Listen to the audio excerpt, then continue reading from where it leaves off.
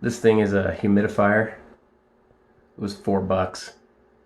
It's a little train, and it shoots the mist out the top of the stack. It's awesome. $4. It'll help, just put some humidity in the air because Utah's got pretty dry air and it's bad for people with asthma. So I'll be either putting that in the kids' room or using it in my room. Just cranking out some air, getting some moisture in the air.